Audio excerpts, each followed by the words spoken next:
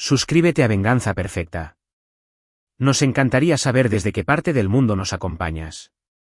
Cuéntanos en los comentarios. Ahora, sumerjámonos en la historia de hoy. Hizo que me dieran 2 años de prisión. ¿Y saben quién lo hizo? Mi yerno. Me tendió una trampa, luego intentó visitarme todos los meses, actuando como la víctima. Me negué cada una de las veces porque pasé esos 2 años planeando una sola jugada.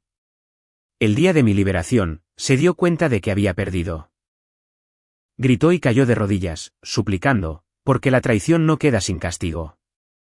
Antes de continuar, suscríbete al canal y escribe en los comentarios qué hora es en tu región en este momento. Los agentes federales ya estaban en mi oficina cuando regresé de Valle de Bravo. Noté las camionetas negras primero, 3 de ellas estacionadas como si fueran los dueños del lugar sobre la avenida Insurgentes Sur. Luego vi la cinta amarilla cruzando mi puerta. Consultoría Fiscal Barrientos en letras doradas. 35 años construyendo confianza con cada cliente, ahora luciendo como la escena del crimen de una mala serie de televisión. Francisco Barrientos. El agente que dio un paso al frente tenía esa particular mezcla de cortesía profesional y absoluta certeza que te revuelve el estómago. Soy el agente especial Morales, de la División de Delitos Financieros de la FGR. Necesitamos que nos acompañe.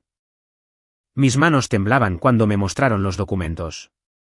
$5,600,000 pesos habían desaparecido. El dinero de mis clientes se esfumó a través de un laberinto de declaraciones de impuestos fraudulentas que supuestamente yo había presentado. El papeleo lucía perfecto. Mi firma, los códigos de mis clientes, incluso la maldita mancha de mi café en uno de los formularios de diciembre pasado. Señor Barrientos, esta cuenta se abrió hace 4 meses, el agente Morales deslizó un estado de cuenta bancario por la mesa de interrogatorios. El rastreo muestra transferencias sistemáticas de los reembolsos de sus clientes. Pequeñas cantidades distribuidas. Muy astuto. Me quedé mirando el número de cuenta. Nunca lo había visto en mi vida. Alguien me tendió una trampa, dije. Mi voz sonaba hueca, incluso para mis propios oídos. No sé quién, pero debió ser alguien con acceso a mi oficina, a mis sistemas informáticos, a los archivos de mis clientes. Morales levantó una ceja. Señor Barrientos, ¿quién más tiene ese tipo de acceso? Ahí fue cuando me di cuenta de lo perfectamente que me habían incriminado. Mi gerente de oficina se había jubilado hacía 6 meses. Yo había estado manejando todo solo, excepto cuando Clara llevaba al pequeño Santi después de la escuela. Excepto cuando Bruno, mi yerno, el esposo de mi hija, pasaba a ver cómo estaba el viejo mientras yo salía a almorzar. Bruno, que siempre parecía tan interesado en cómo funcionaba mi negocio. Bruno, que me había pedido usar mi computadora solo para revisar listados de bienes raíces una docena de veces. Bruno, que tenía una llave de la oficina porque la familia debería poder ayudar. El juicio duró 3 días. Mi defensor de oficio estaba recién salido de la Facultad de Derecho y fue completamente superado. La fiscalía lo tenía todo. Firmas falsificadas que de alguna manera lucían exactamente como la mía. Marcas de tiempo que mostraban que yo estaba en la oficina cuando ocurrieron las transferencias. Incluso mis huellas dactilares en la solicitud de la cuenta falsa. Me senté allí viendo cómo mi vida era desmantelada pieza por pieza. Y todo el tiempo no dejaba de pensar, ¿quién se beneficia de esto? Luego Bruno subió al estrado. Señor Quiroga, está casado con la hija del acusado, ¿correcto? Sí, señor. Bruno parecía incómodo. Se removía en su asiento como si esto fuera doloroso para él. Una actuación digna de un Oscar, la verdad. Clara y yo hemos estado casados por 9 años. Francisco era como un padre para mí. En el último año, ¿notó algo inusual en el comportamiento del señor Barrientos? Bruno vaciló. Un ritmo perfecto, una entrega perfecta. No quería decir nada. Es familia. Pero sí, vi algunas cosas que me preocuparon. Mi abogado objetó. El juez denegó la objeción. Bruno continuó, con la voz cargada de un falso arrepentimiento. Había estado cometiendo errores, olvidando cosas. Lo vi trabajando hasta tarde, haciendo cálculos una y otra vez. Una vez pasé y lo encontré moviendo dinero entre cuentas, dijo que era por eficiencia fiscal, pero pareció extraño. Pensé que tal vez solo estaba envejeciendo, ya sabe, perdiendo su toque. Quería ponerme de pie y llamarlo mentiroso. Quería gritar que había estado en mi oficina solo una docena de veces, que había tenido todas las oportunidades para planear esto. Pero mi abogado me agarró del brazo, susurrando con urgencia que solo empeoraría las cosas. El jurado deliberó durante 4 horas, culpable de todos los cargos. 2 años en una prisión federal, una restitución de $5,600,000 pesos que no tenía, y la destrucción permanente de mi reputación. Me llevaron a la cárcel del condado a esperar mi traslado. Paredes grises, una cama de metal, el olor a limpiador industrial tratando de enmascarar algo peor. Me senté allí en mi uniforme naranja, a mis 67 años, preguntándome cómo sobreviviría a la prisión. La carta llegó al tercer día. El guardia la deslizó por la ranura junto con mi bandeja de desayuno. Un sobre blanco, letra cuidadosa, sin remitente, pero reconocí la impecable caligrafía de Bruno de inmediato. Paco, sé que esto es difícil. Quiero que sepas que Clara y yo nos encargaremos de todo mientras no estés. La casa en Paseo de los Sauces, nos aseguraremos de mantenerla. Mantendremos pagado el predial. Todo. Tampoco te preocupes por Santi. Lo criaremos bien. Siento que haya llegado a esto. Pero honestamente, tu tiempo ya había terminado de todos modos. Gracias por la casa. La cuidaremos bien. Bruno. La leí 3 veces y luego la leí de nuevo. Gracias por la casa, no tu casa. No la cuidaremos por ti. Gracias por la casa. Como si ya fuera suya. Como si todo este asunto hubiera sido para quitarme del camino y poder tomar lo que era mío. Me senté en esa cama de metal sosteniendo esa carta, y algo frío se instaló en mi pecho. No era rabia. La rabia es caliente, impulsiva, estúpida.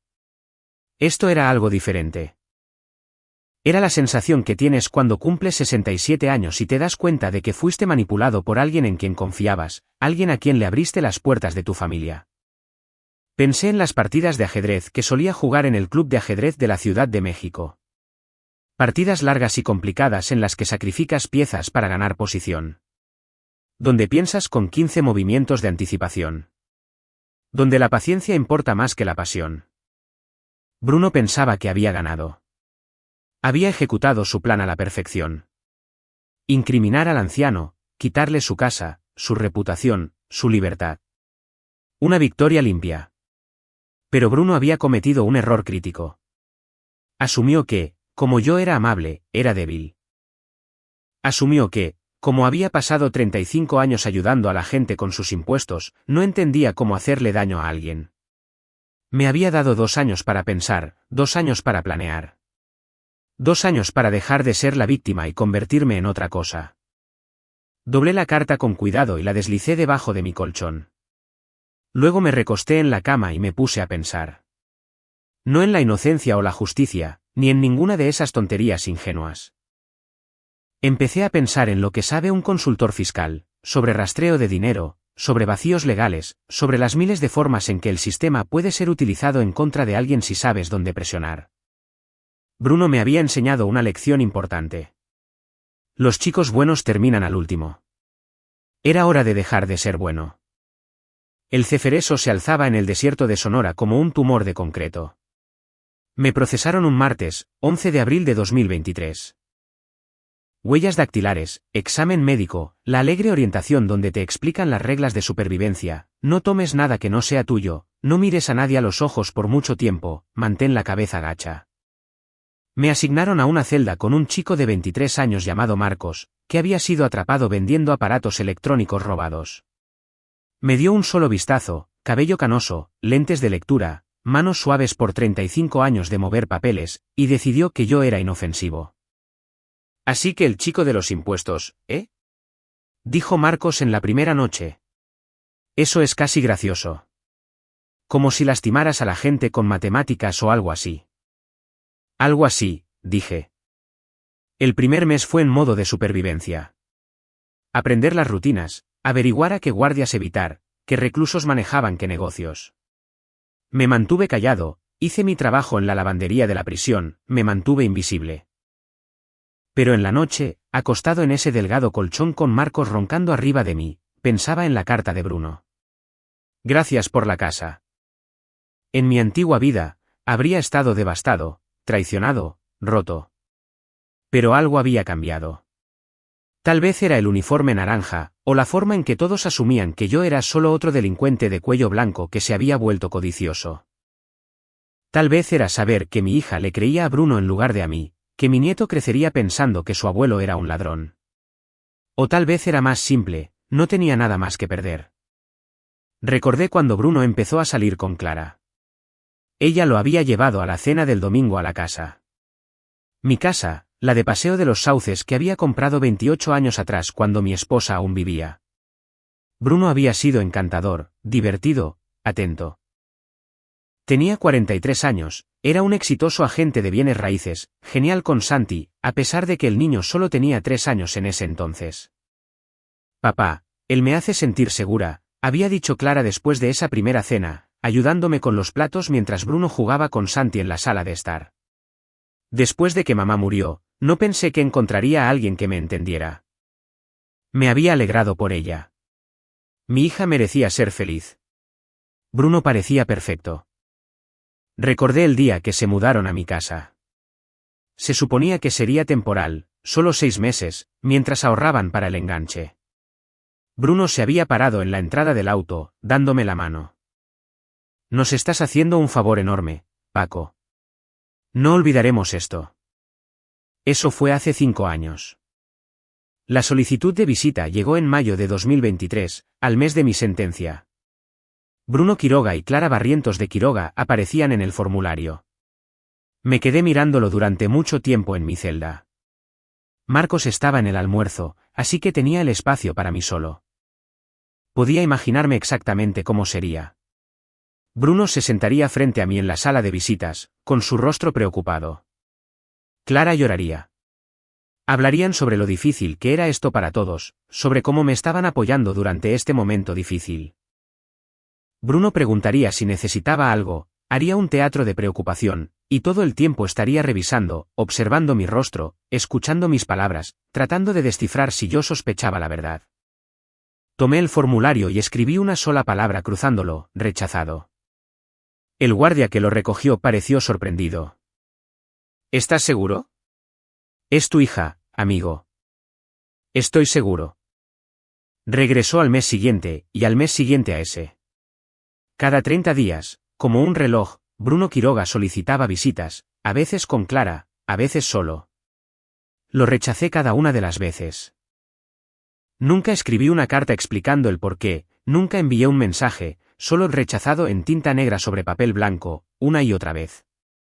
Quería que se lo preguntara.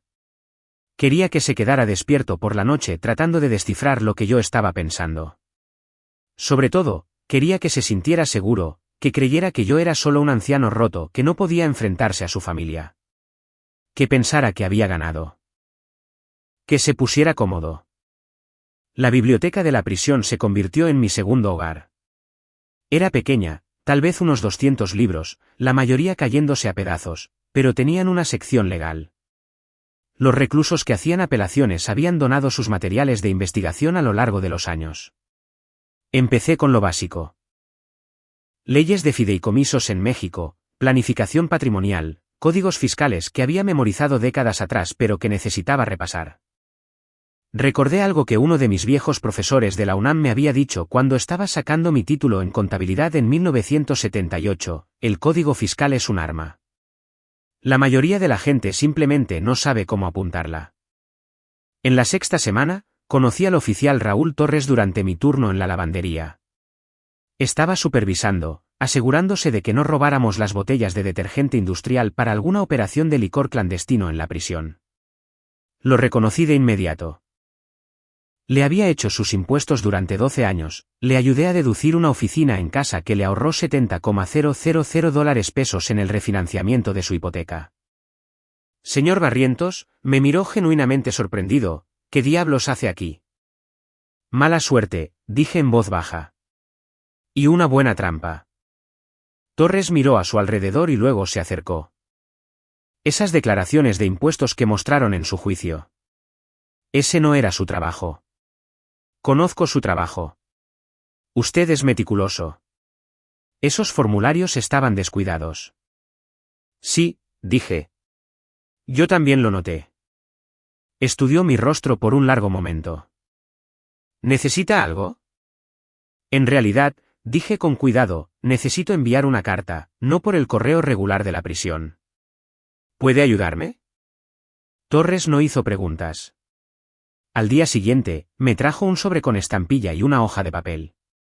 Escribí con cuidado. Señor Bernardo Figueroa, Investigaciones Privadas Figueroa. Necesito su ayuda para probar que me tendieron una trampa. No puedo pagarle ahora, pero tengo activos a los que podrá acceder una vez que sea exonerado. Por favor, visite a Francisco Barrientos, Cefereso de Sonora. Había encontrado el nombre de Bernardo en una revista jurídica de la biblioteca. Se especializaba en investigación de delitos financieros. Solo tenía que esperar que fuera lo suficientemente curioso como para venir. 3 semanas después, me avisaron que tenía una visita. No era Bruno esta vez, sino un investigador privado con autorización. Bernardo Figueroa tenía 54 años, y la complexión de alguien que había pasado demasiados años sentado en autos haciendo vigilancia. Se sentó frente a mí en la sala de visitas y abrió una libreta amarilla.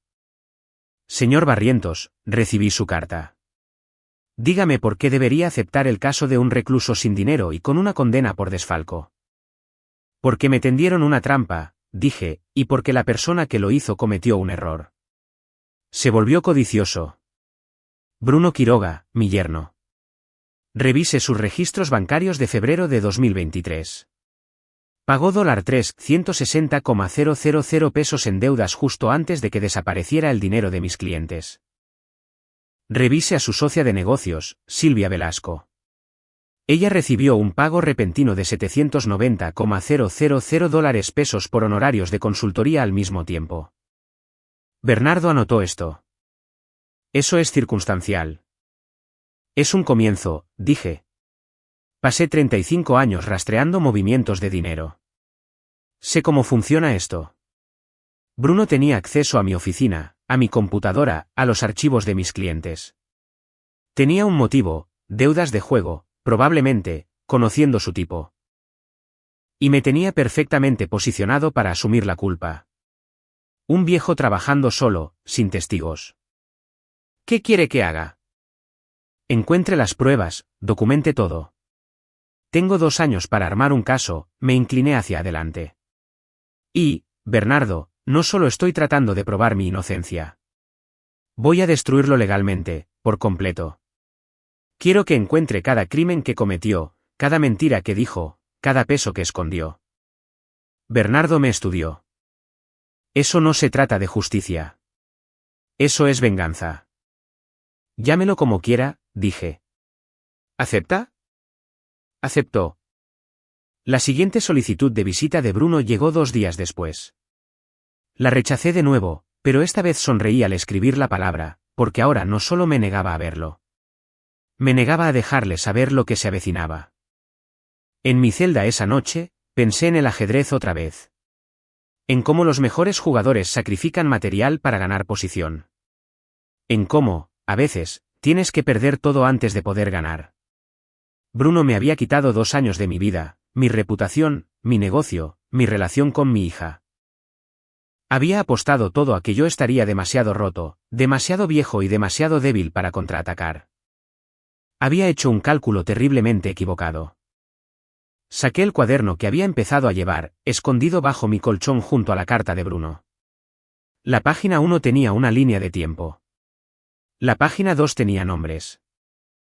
La página 3 tenía una sola oración en la parte superior: la justicia, como el ajedrez, requiere paciencia, estrategia y la habilidad de ver varios movimientos por adelantado. Ahora estaba jugando a largo plazo, y Bruno no tenía ni idea de que el reloj ya había empezado a correr.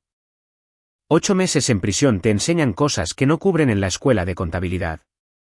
Diciembre de 2023 llegó con las mismas paredes grises, la misma comida horrible, el mismo pase de lista matutino donde todos nos quedábamos parados como ganado esperando ser enumerados. Pero algo había cambiado.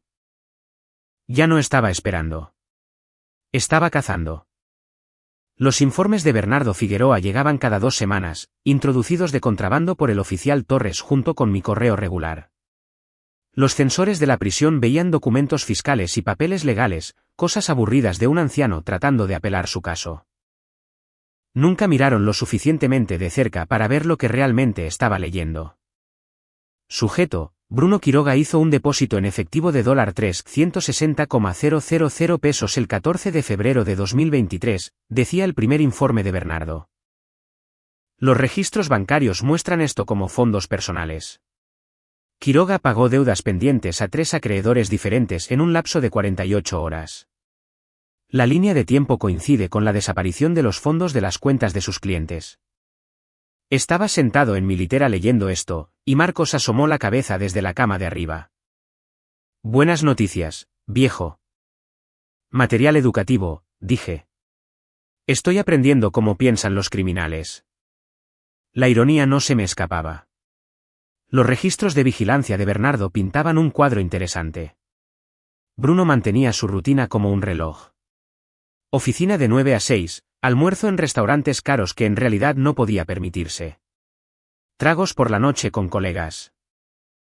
Vivía a lo grande en mi casa, la casa que creía que eventualmente sería suya. Fiestas en la piscina en verano, decoraciones navideñas en invierno, jugando a la familia feliz con mi nieto en mi patio trasero. Pero Bernardo notó las grietas. Las estresantes llamadas telefónicas en el estacionamiento. Las reuniones con una mujer llamada Silvia Velasco, que duraban más de lo que la cortesía profesional requería. La forma en que Bruno miraba por encima del hombro cuando creía que nadie lo observaba. El sujeto parece nervioso, escribió Bernardo en su informe de noviembre. Se observa un aumento en el consumo de alcohol. El sujeto ha visitado el Cefereso mensualmente para solicitar visitas con usted. Cada vez fue rechazado. Esto parece frustrarlo. Eso me hizo sonreír. Bien. Que se lo pregunte. Enero de 2024 trajo nieve al desierto. Algo raro, pero sucedió. La vi caer a través de la estrecha ventana de la biblioteca mientras fingía leer el Código Civil Federal. En realidad, estaba memorizando los últimos hallazgos de Bernardo. Silvia Velasco, colega de bienes raíces en la agencia de Bruno, 42 años, divorciada, gustos caros. Había recibido un pago por honorarios de consultoría de $790,000 pesos de una empresa fantasma en febrero de 2023. La misma empresa fantasma que había retenido brevemente parte de los fondos robados a mis clientes antes de que se desvanecieran en las cuentas de Bruno. Ella era su cómplice. Tenía que serlo. No consigues esa cantidad de dinero tan cerca de un desfalco importante sin estar involucrado. Bernardo había entrevistado a 3 de los antiguos colegas de Silvia.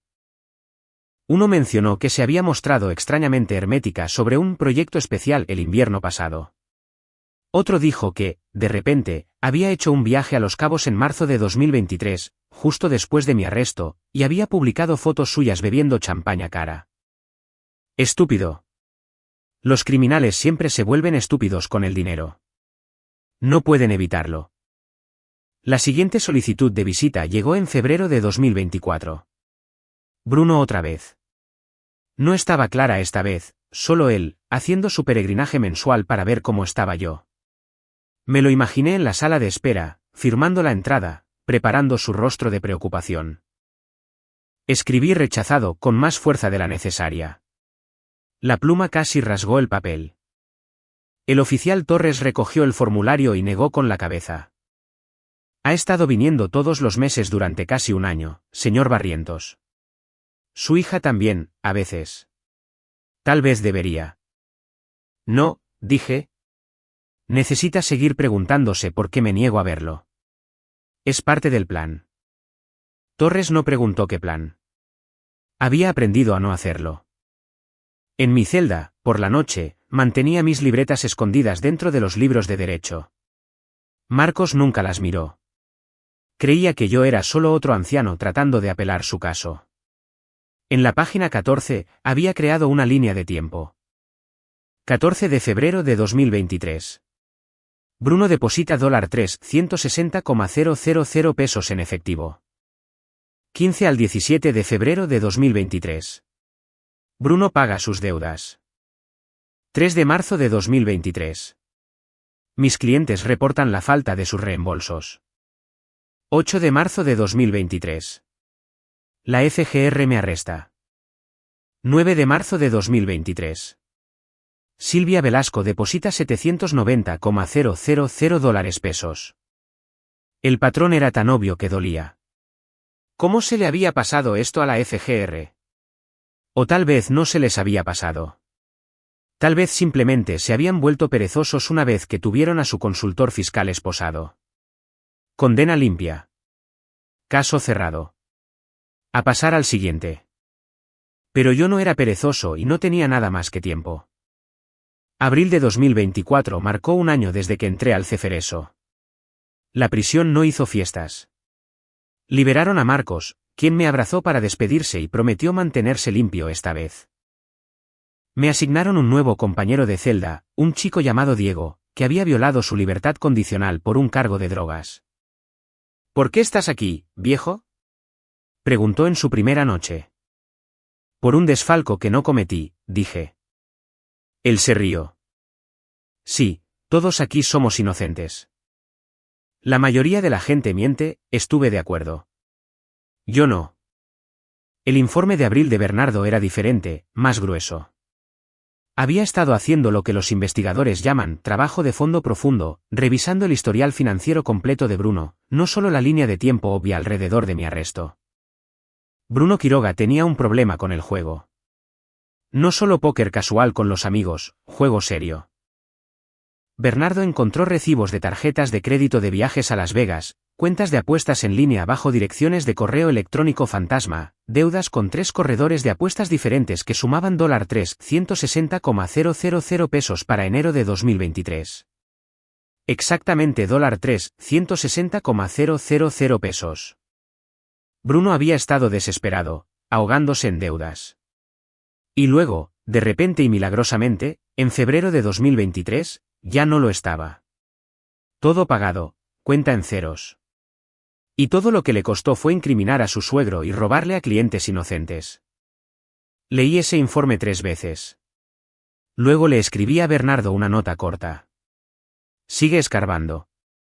Lo quiero todo. Cuentas bancarias, declaraciones de impuestos, tratos comerciales, multas de estacionamiento, todo. Cuando actuemos en su contra, quiero que sea una destrucción total. La respuesta de Bernardo llegó 2 semanas después. Entendido. Además, Quiroga presentó una solicitud de visita para mayo, su intento número 12. Debo organizar contravigilancia. Escribí de vuelta, no, déjalo venir. Que siga viniendo. Quiero un registro de cada una de las visitas que intentó hacer. Demuestra que sabía que algo andaba mal. Que no podía dejarlo estar. Mayo, junio, julio de 2024. Las visitas seguían llegando. Los rechazos seguían regresando. Cada uno era una pequeña victoria. Un recordatorio de que yo estaba controlando este juego ahora, no él. Bernardo encontró el punto débil de Silvia Velasco en agosto, los impuestos. Había reportado ese pago de $790,000 pesos como ingresos de consultoría, pero había usado la mayor parte para gastos personales que de ninguna manera podían estar relacionados con el negocio. Las vacaciones en Los Cabos, un auto nuevo, bolsos de diseñador, todo documentado en sus redes sociales, etiquetado y fechado como evidencia que ella misma nos había envuelto para regalo. Velasco es nuestro punto de palanca, escribió Bernardo. Si esto va a juicio, se pondrá en contra de Quiroga para salvarse, garantizado. Archivé esa información cuidadosamente. Todavía no. No hasta que todas las piezas estuvieran en posición. Septiembre trajo noches más frías y la constatación de que llevaba encerrado 17 meses. 17 meses de paredes grises y mala comida y las mismas rutinas. Pero no era el mismo hombre que había cruzado esas puertas. Ese hombre había sido blando, confiado, lo suficientemente ingenuo como para pensar que el buen trabajo y una vida honesta significaban algo. Esta nueva versión de mí lo entendía mejor. La vida no era justa. La justicia no estaba garantizada. Y a veces, la única manera de ganar era jugar a largo plazo mejor que tu oponente. La solicitud de visita de Bruno de octubre llegó con una nota. Paco, por favor, tenemos que hablar. Es sobre Santi. Usando a mi nieto como cebo. Con mucha clase. Lo rechacé más rápido de lo habitual. El informe de octubre de Bernardo incluía fotografías. Bruno luciendo estresado afuera de su oficina. Silvia Velasco almorzando con él. Ambos con aspecto serio. Bruno revisando su teléfono constantemente, la señal universal de alguien esperando malas noticias. Sabían que algo se avecinaba. Podían sentirlo. Solo que no sabían qué. Y así era exactamente como yo lo quería. Diciembre de 2024 llegó frío y despejado. Faltaban 4 meses para mi liberación. Era hora de dejar de recopilar información y empezar a construir armas. Mi defensor de oficio había sido un inútil durante el juicio. Pero Bernardo me había encontrado a alguien mejor. Miguel Córdoba, un abogado penalista que ahora creía en mi inocencia tras ver las pruebas. Córdoba me visitó el 3 de diciembre y trajo consigo un maletín lleno de documentos y un plan. Señor Barrientos, el caso para su apelación es sólido, dijo Córdoba en la sala de visitas. La investigación de Figueroa muestra clara evidencia de irregularidades financieras en las cuentas de Quiroga. La línea de tiempo coincide perfectamente. Podemos presentar un recurso para anular la condena basándonos en nuevas pruebas descubiertas. Ese es el primer paso, dije. ¿Qué hay del segundo paso? Córdoba sonrió levemente. Quiere ir tras Quiroga directamente. Quiero destruirlo, corregí. Legalmente, por completo. Quiero que pierda todo de la misma manera en que yo lo perdí todo. Eso requiere un tipo diferente de abogado, dijo Córdoba. Alguien que se especialice en fideicomisos y sucesiones patrimoniales. Conozco a alguien. Así fue como Catalina Ramos entró en mi vida. Tenía 49 años, era afilada como un vidrio roto y tenía la reputación de ganar disputas de herencia que otros abogados llamaban imposibles. Me visitó una semana después que Córdoba, y supe de inmediato que era perfecta para esto. Señor Barrientos, dijo Catalina, extendiendo documentos sobre la mesa de metal entre nosotros, su casa en Paseo de los Sauces. Hábleme de la estructura de propiedad. La compré en 1997, dije, la terminé de pagar en 2011. Cuando mi esposa murió en 2020, creé un fideicomiso en vida para mi nieto Santi. Él solo tenía 6 años en ese entonces. La casa pasó al fideicomiso y yo quedé como fiduciario. Así que, legalmente, usted no es dueño de la casa. El fideicomiso lo es. ¿Correcto? Catalina tomó nota. ¿Y quién vive allí ahora? Bruno Quiroga, mi yerno, su esposa Clara, mi hija, y Santi. Se mudaron hace 5 años. Temporal, dijeron. Luego me arrestaron y de repente la tratan como si fuera suya. El bolígrafo de Catalina se movió sobre su libreta. ¿Les dio permiso para quedarse allí mientras usted estaba encarcelado? No. No hay un contrato de arrendamiento formal, ni acuerdo de renta. Simplemente están allí. Interesante, Catalina levantó la vista. Bajo la ley mexicana, si el fiduciario está incapacitado o en prisión, el fideicomiso entra en estado de suspensión hasta que el fiduciario pueda reanudar sus funciones o se nombre a un sucesor. Pero aquí viene la parte que su yerno no sabe, usted aún puede actuar como fiduciario desde prisión a través de un representante designado. Y si es liberado, puede activar una cláusula que exija la revisión de todos los acuerdos de ocupación. En español, por favor, dije.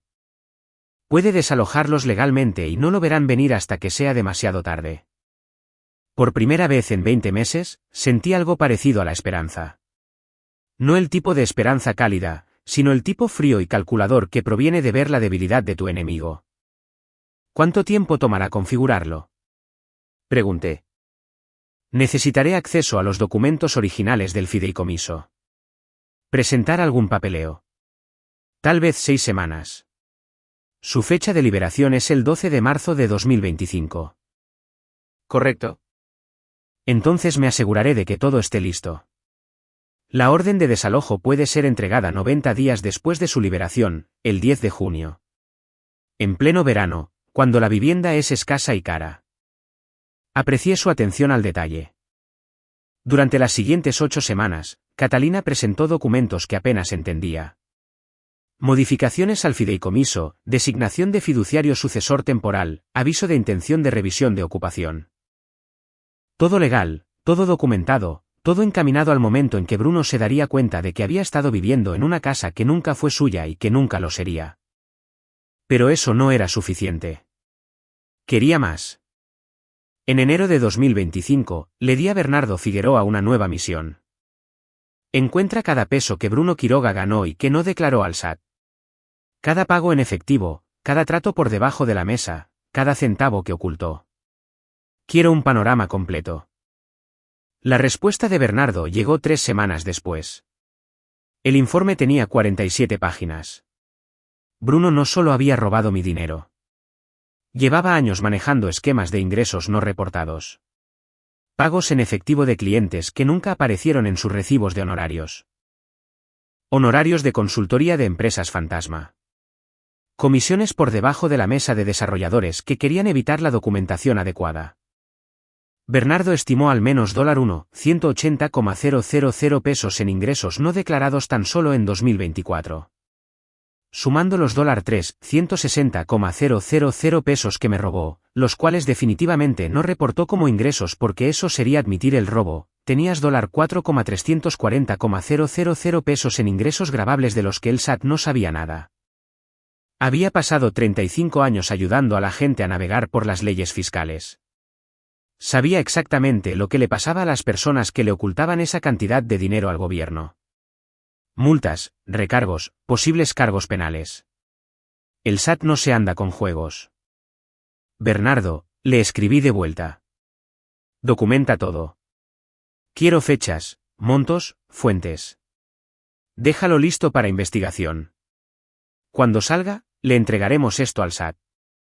En febrero, Bruno hizo su solicitud de visita número 20. 20 meses intentando verme, 20 meses recibiendo un no por mi parte.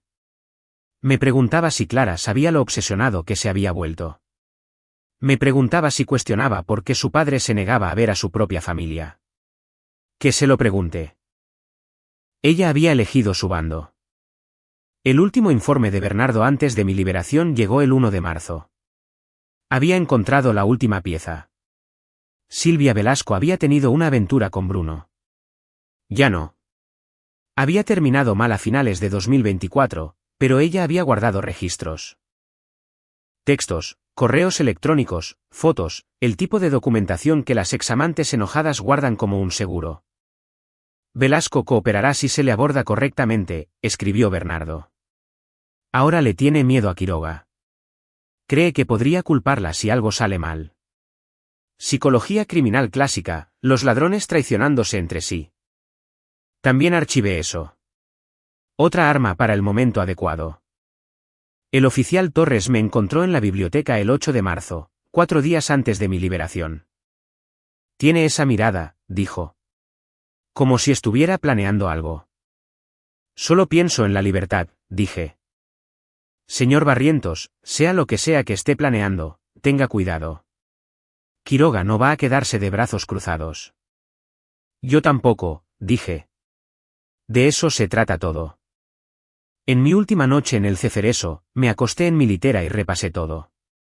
La línea de tiempo, las pruebas, las estructuras legales que Catalina había construido, la documentación del SAT que Bernardo había recopilado. 23 meses de preparación paciente y metódica. Bruno creía que había ganado al incriminarme. Creía que el viejo se pudriría en la cárcel mientras él vivía la buena vida en mi casa con mi hija, criando a mi nieto como si fuera suyo. Pero Bruno había cometido un error crítico en su planificación. Había asumido que yo me quebraría. Había asumido que la prisión me destruiría, que saldría derrotado e indefenso. En cambio, había pasado 23 meses convirtiéndome en alguien nuevo, alguien más duro, alguien que entendía que los chicos buenos terminan al último, y yo había terminado de ser bueno. Había aprendido algo importante del ajedrez: a veces sacrificas una pieza para ganar posición. A veces pierdes a tu reina para preparar un jaque mate. Bruno me había quitado 2 años de mi vida. Ahora, yo iba a quitarle todo, y sería completamente legal. Febrero de 2025. Falta un mes para la libertad. Fue entonces cuando Bruno finalmente se dio cuenta de que algo andaba mal. El oficial Torres me entregó la notificación con expresión severa. Alguien ha estado haciendo preguntas sobre usted en el exterior. Un investigador privado llamado Daniel Montes. Una licencia barata.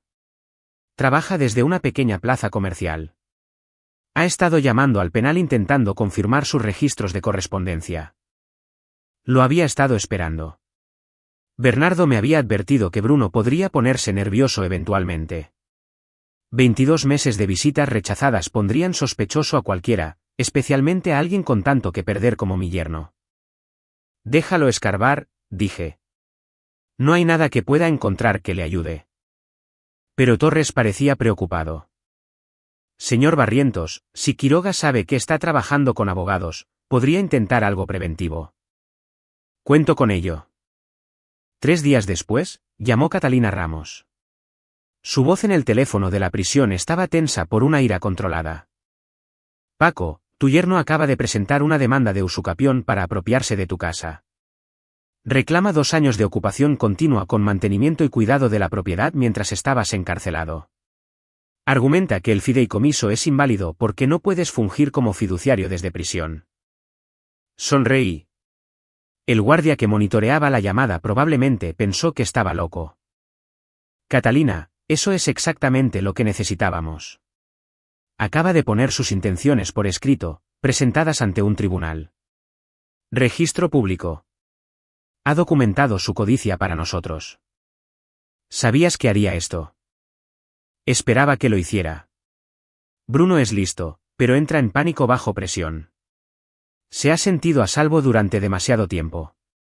Esas visitas mensuales que intentaba hacer, me estaba vigilando, asegurándose de que no planeara nada. Ahora sabe que si lo hago, así que está intentando apoderarse de la casa antes de que salga.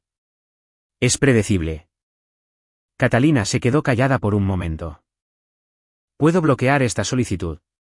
Hay un error técnico en su papeleo. Inscribió al propietario como usted personalmente, no como el fideicomiso Santiago Francisco Quiroga. Un error básico, pero invalida toda la petición. Hazlo. Hazlo lucir como un incompetente. Y, Catalina, asegúrate de que el rechazo también se archive públicamente. Quiero un rastro de papel de él intentando robar el fondo de fideicomiso de su propio hijo. Entendido. Paco, te has vuelto muy frío. No, dije, simplemente dejé de ser cálido. El último informe de Bernardo Figueroa antes de mi liberación fue exhaustivo. Había rastreado los movimientos de Bruno durante las últimas 3 semanas. El hombre se estaba desmoronando. Múltiples reuniones con su investigador privado, largos almuerzos con Silvia Velasco donde discutían lo suficientemente alto como para que las mesas cercanas escucharan. Conducía a altas horas de la noche por los alrededores del penal como si tratara de armarse de valor para exigir respuestas que yo no le daría. Las deudas de juego también habían vuelto. Bernardo encontró registros de Bruno visitando un casino en Nogales 2 veces en enero, perdiendo dinero que no tenía. El patrón se estaba reafirmando. El estrés hacía que Bruno apostara. Las apuestas lo desesperaban. La desesperación lo volvía estúpido. Perfecto. El 1 de marzo recibí una carta de Clara, mi hija. Su letra era temblorosa e incierta. Papá, Bruno dice que has estado tramando algo. Dice que contrataste abogados para intentar quitarnos la casa. Eso no es cierto, ¿verdad? Hemos estado cuidando de todo mientras no estabas. Mantuvimos el predial pagado, arreglamos el jardín. Todo. Esta es nuestra casa ahora. La casa de Santi. Por favor, no hagas nada que lastime a tu nieto. ¿Clare? La leí 3 veces. Cada vez me dolía menos. Había elegido su bando.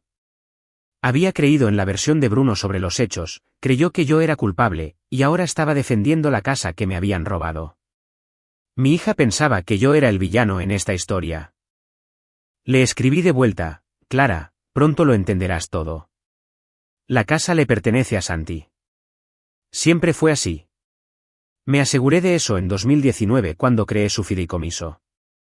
Tú y Bruno han estado viviendo en la propiedad de su hijo, sin pagar renta durante 2 años. Discutiremos esto cuando me liberen. Papá. Corto, objetivo, frío.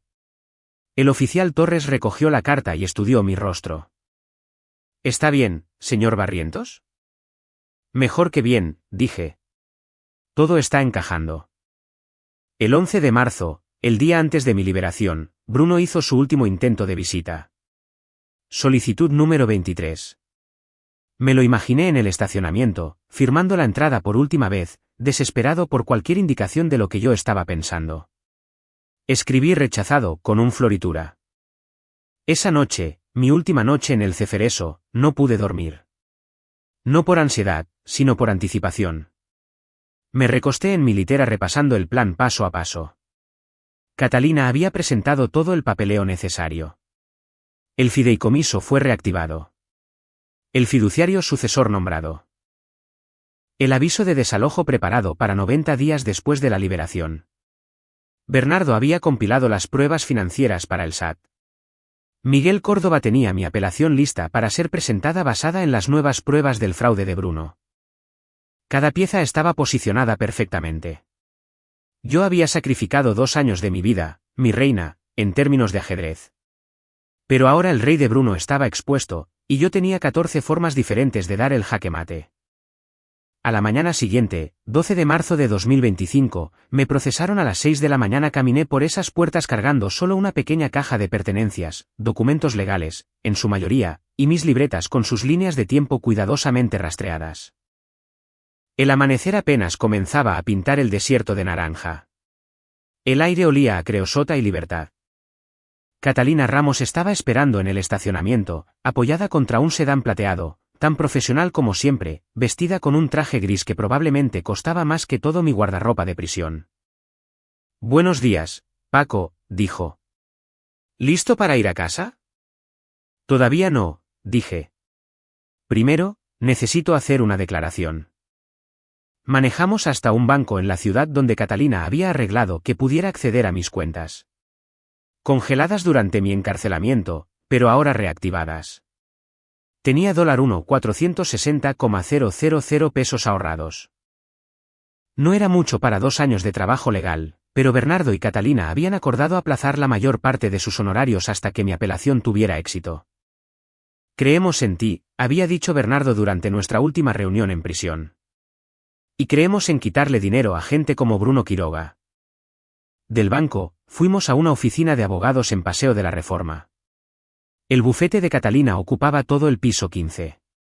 Paredes de cristal, muebles modernos, el tipo de lugar que grita éxito. Nos sentamos en una sala de conferencias con vista al centro histórico, y Catalina extendió los documentos sobre la mesa de caoba. Todo está listo, dijo ella. En el momento en que presentemos el aviso de desalojo, Bruno y Clara recibirán la notificación oficial. En 90 días a partir de hoy, el 10 de junio, la policía los sacará de la propiedad si no la han desocupado voluntariamente. ¿Y las rentas acumuladas? Pregunté. $920,000 pesos basados en propiedades comparables en el norte de la ciudad. El fideicomiso tiene bases legales para perseguir el cobro.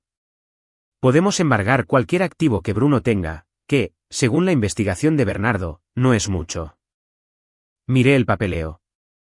Meses de preparación condensados en lenguaje legal que destruiría la cómoda vida de Bruno. Una cosa más, dije. Quiero estar ahí cuando reciba la noticia. Quiero verle la cara. Catalina sonrió. Pensé que querrías eso. Él te está esperando en las puertas de la prisión. ¿Le damos una sorpresa? Estaban esperando cuando entramos al estacionamiento del penal.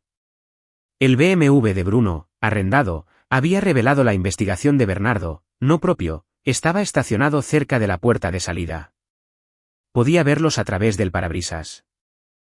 Bruno en el asiento del conductor, Clara a su lado, Santi en la parte trasera. Mi nieto, ahora de 8 años. No lo había visto desde antes de mi arresto.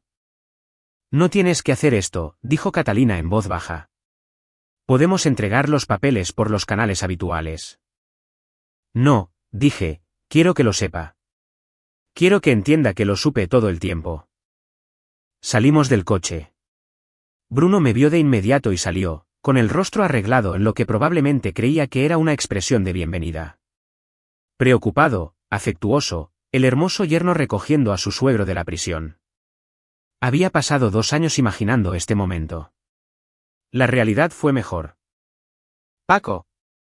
Exclamó Bruno, caminando hacia mí con la mano extendida. Bienvenido. Estamos aquí para llevarte a casa. Me detuve a 1 metro de él. No le tomé la mano. Solo lo miré. Estaba envejeciendo mal. Nuevas líneas alrededor de sus ojos, canas en las sienes. El estrés de preguntarse qué sabía yo le había pasado factura. ¿Casa? Dije. Mi voz sonó más fría de lo que había planeado. ¿Te refieres a mi casa en Paseo de los Sauces? La del número 4127 que compré en 1997. La sonrisa de Bruno parpadeó. Bueno, sí. La hemos estado manteniendo por ti. Todo está exactamente como lo dejaste. Todo excepto mi libertad, mi reputación y los $5,600,000 pesos del dinero de mis clientes que te robaste. El estacionamiento se quedó en silencio. Clara ya había salido del auto. La mano de Santi estaba en la suya. Su rostro palideció. Papá, ¿de qué estás? Clara, lleva a Santi de vuelta al auto, dije sin mirarla. Esta conversación es entre Bruno y yo. La sonrisa falsa de Bruno había desaparecido ahora, apretó la mandíbula. Paco, entiendo que estás molesto por lo que pasó, pero acusaciones como esa. ¿Acusaciones? Saqué el sobre de mi chaqueta, el que Catalina había preparado. Déjame hablarte de acusaciones, Bruno. 14 de febrero de 2023. Depositaste $360,000 pesos en efectivo para pagar deudas de juego. 8 de marzo de 2023. Fui arrestado. La línea de tiempo coincide perfectamente. Tenías acceso a mi oficina, a mi computadora, a los archivos de mis clientes. Falsificaste los documentos, creaste la cuenta falsa, transferiste el dinero y me incriminaste. El rostro de Bruno se estaba transformando, la máscara de confianza se agrietaba. Su piel pasó de un bronceado saludable a algo más parecido al gris de un periódico viejo. Sus manos, que habían estado gesticulando casualmente, de pronto parecían no saber a dónde ir. Eso es. No puedes probarlo. Tengo 2 años de pruebas, registros bancarios, vídeos de vigilancia, declaraciones de testigos, di un paso más cerca. ¿Y tu cómplice, Silvia Velasco? Está muy interesada en hacer un trato con los fiscales para evitar sus propios cargos. Es gracioso cómo los criminales se traicionan entre sí. La boca de Bruno se abrió, se cerró, se abrió de nuevo. No salió ningún sonido. Parecía un pez que acababa de darse cuenta de que estaba en el anzuelo. Era magnífico. Pero hablemos de la casa, continué. Es por eso que realmente estás aquí, ¿no? Pensaste que me llevarías de vuelta, me acomodarías, te asegurarías de que no causaría problemas, querías mantenerme bajo control. Somos familia, logró balbucear Bruno. No somos familia. Eres el hombre que destruyó mi vida para robar mis propiedades. Y hablando de eso. Señalé a Catalina, quien dio un paso adelante con su maletín. Ella es Catalina Ramos, especialista en fideicomisos y sucesiones. Catalina, ¿podrías explicarle a Bruno sobre la casa?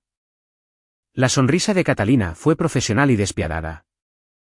Señor Quiroga, en 2019, el señor Barrientos transfirió la propiedad del número 4127 en Paseo de los Sauces a un fideicomiso irrevocable en vida para beneficio de su nieto, Santiago Francisco Quiroga. El señor Barrientos fungía como fiduciario. Tras su encarcelamiento, el fideicomiso entró en estado de suspensión. Ahora que el señor Barrientos ha sido liberado, ha transferido la administración a un fiduciario profesional que ejecutará el propósito del fideicomiso, preservando el activo para el beneficiario. Ella le entregó un documento a Bruno. Él lo tomó con manos temblorosas. Eso es un aviso de desalojo, continuó Catalina. Tienen 90 días para desocupar la propiedad. 10 de junio de 2025. También deberá $920,000 en valor justo de mercado por renta durante sus 2 años de ocupación. El fideicomiso perseguirá todos los recursos legales para cobrar esta deuda. Bruno miró el papel. Sus manos temblaban tanto que el documento crujía como hojas en el viento. Su rostro había pasado del gris periódico a algo más cercano a la tiza blanca. El sudor perlaba su frente a pesar de la fresca mañana de marzo. No pueden hacer esto, susurró. Tenemos derechos. Usucapión. Lo presenté. Su solicitud fue rechazada ayer, dijo Catalina. Errores técnicos. Es registro público. Usted intentó reclamar la propiedad de un inmueble que está en un fideicomiso para su propio hijo. Eso demuestra la intención de defraudar, lo cual será muy interesante para los fiscales cuando revisen el caso del señor Barrientos. Esto es una locura, la voz de Bruno se quebró en un tono más agudo. Paco, estás haciendo esto porque estás enojado, pero piensa en Clara. Piensa en Santi.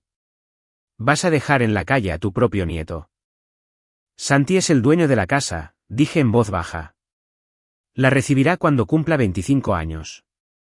Mientras tanto, Clara puede rentar un departamento como una adulta normal. Tú, por otro lado. Hice una pausa, dejé que el momento respirara. Tú vas a perderlo todo. La casa es solo el principio. Los ojos de Bruno se abrieron de par en par. El miedo real reemplazaba a la arrogancia. ¿Qué fue lo que hiciste? Pasé 2 años planeando, dije. Cada mes venías a visitarme, tratando de asegurarte de que yo no sospechara nada. Cada mes te rechazaba y te ibas a casa más nervioso. Debiste dejarme en paz, Bruno. Debiste tomar tu dinero robado y desaparecer. En cambio, te volviste codicioso. También intentaste quitarme la casa. Estás mintiendo. Pero su voz no tenía convicción. ¿Lo estoy? Incliné la cabeza. Supongo que lo descubrirás muy pronto. Disfruta los próximos 90 días en la casa, Bruno. Crea buenos recuerdos. Tendrán que durarte mucho tiempo. Me volví hacia Catalina. Vámonos. Necesito desayunar. La comida de la prisión era terrible y llevo 2 años soñando con café de verdad. Mientras caminábamos hacia el auto, escuché a Clara llamarme. Papá. Papá, por favor. ¿Podemos hablar de esto? No me di la vuelta. No respondí. Simplemente me subí al sedán de Catalina y dejé que me alejara de la prisión, del rostro blanco y conmocionado de Bruno, y lejos de 2 años de concreto y acero. En el espejo retrovisor, vi a Bruno de pie en el estacionamiento, todavía sosteniendo el aviso de desalojo, moviendo la boca sin que me llegara ningún sonido. Clara tenía las manos en sus hombros, preguntándole claramente qué pasaba. Santi estaba de pie junto a ellos, confundido y asustado. No fue perfecto. Lastimar a mi hija no era parte del plan que yo disfrutaba, pero ella había tomado su decisión cuando le creyó a Bruno por encima de mí. ¿Cómo te sientes?, preguntó Catalina mientras nos incorporábamos a la autopista de regreso a la ciudad. Hambriento, dije, y paciente. Este fue el primer movimiento. Tengo 13 más planeados. Catalina se rió. Paco Barrientos, creo que la prisión te hizo aterrador. No, dije, viendo pasar el desierto. Me hizo estratégico. Abril llegó con ese calor seco que hace que todo parezca estar esperando a que algo se rompa. Llevaba 3 semanas fuera de prisión, viviendo en un modesto departamento que Catalina me había ayudado a rentar. No la casa. Eso tendría que esperar hasta el 10 de junio, cuando la policía desalojara a Bruno. Por ahora, tenía un lugar de una habitación con vista al estacionamiento y suficiente espacio para reconstruir mi vida, o más bien, para terminar de derribar la de Bruno. Bernardo Figueroa me llamó el 7 de abril. Paco, está hecho. Entregué el informe de la investigación financiera a la Unidad de Inteligencia Financiera y al SAT esta mañana. Todo está documentado. Los $3.160,000 pesos en ingresos no declarados de febrero de 2023, los $1.180,000 en honorarios en efectivo de consultoría de 2024. Todo. Confirmaron de recibido y abrieron un expediente. Yo estaba tomando café en mi pequeño balcón viendo el amanecer. ¿Cuánto tiempo hasta que lo contacten? Las investigaciones penales fiscales suelen tardar, pero este caso es muy directo. Calculo de 2 a 3 semanas antes de que reciba la primera notificación. Paco, cuando vean que no declaró ingresos que coinciden exactamente con los fondos desfalcados de tu caso, van a conectar los puntos muy rápido. Bien, dije. Ese es el objetivo. La belleza del asunto era simple, yo no había hecho nada ilegal. Bernardo había compilado registros financieros disponibles al público. Yo había presentado un reporte ciudadano detallado al SAT, algo que cualquier mexicano puede hacer si sospecha de fraude fiscal. El hecho de que el sospechoso fuera mi yerno que me había incriminado por desfalco, eso era solo contexto. Miguel Córdoba, mi abogado penalista, había estado observando los intentos de Bruno por combatir el desalojo. Ha contratado a 3 abogados diferentes, me contó Miguel durante un almuerzo en un restaurante del centro. Absolutamente todos le han dicho lo mismo, el fideicomiso es inquebrantable. Uno de ellos se rió en su cara cuando Bruno sugirió un juicio de usucapión después de que se rechazara su solicitud. La comunidad legal está empezando a hablar de él, y no favorablemente. Su reputación estaba sufriendo, colapsando. Los agentes inmobiliarios viven de las referencias y la confianza. Se había corrido la voz de que Bruno Quiroga intentó robarle una propiedad al fideicomiso de su propio hijo. Su agencia había empezado a distanciarse de él. Di un mordisco a mi sándwich. Sabía mejor que cualquier cosa que hubiera comido en 2 años. ¿Qué hay de Silvia Velasco? Sigue empleada en la misma agencia, pero ha estado muy callada. Sin actividad en redes sociales, sin apariciones públicas. Si yo fuera ella, estaría nervioso. Silvia debía estar nerviosa. La investigación de Bernardo le había dado al SAT todo lo que necesitaban para ver también su participación. El pago de $790,000 pesos, la línea de tiempo, la conexión con la empresa fantasma. Había ayudado a lavar dinero robado y se había llevado su tajada. En el momento en que el SAT empezara a escarbar en Bruno, la encontrarían a ella. La pregunta era, ¿entraría en pánico primero? 23 de abril. Obtuve mi respuesta. Catalina me llamó a las 9 de la mañana. Pago. Silvia Velasco acaba de contactar a la FGR. Se ofrece a cooperar a cambio de inmunidad. Afirma que Bruno Quiroga falsificó los documentos a tu nombre. Que ella ayudó a mover el dinero sin saber que era desfalcado y que está dispuesta a testificar. Dejé mi taza de café con cuidado. Lo está entregando por completo. Tiene miedo. El SAT la contactó la semana pasada por ingresos no declarados y se dio cuenta de que podría enfrentar tiempo en prisión. Intenta salvarse entregándoles a Bruno. ¿Le darán inmunidad? Probablemente. Es un pez pequeño con evidencia en contra del autor principal. La FGR y el SAT lo quieren más a él que a ella. Paco, esto significa que tu apelación se acaba de volver mucho más fuerte. Si Silvia testifica que Bruno te tendió una trampa, es una prueba directa de tu inocencia. Me levanté y caminé hacia la ventana de mi departamento. Abajo, en el estacionamiento, personas normales continuaban con sus vidas normales. Ninguna de ellas sabía que, en algún lugar al otro lado de la ciudad, el mundo de Bruno Quiroga estaba implosionando. ¿Cuándo se entera Bruno? Pregunté. Probablemente ya lo sepa. El SAT envía notificaciones por correo certificado y a través de contactos oficiales. Mi conjetura es que recibió la carta ayer u hoy. Me imaginé a Bruno abriendo esa carta. Ese sobre grueso y oficial del Servicio de Administración Tributaria. La contabilidad detallada de los $4,340,000 pesos en ingresos no declarados. el cálculo de multas, recargos e impuestos atrasados que sumaban $5,980,000 pesos. La constatación de que esto ya no se trataba de la casa. Se trataba de su libertad. Bernardo llamó 2 horas después. Pago.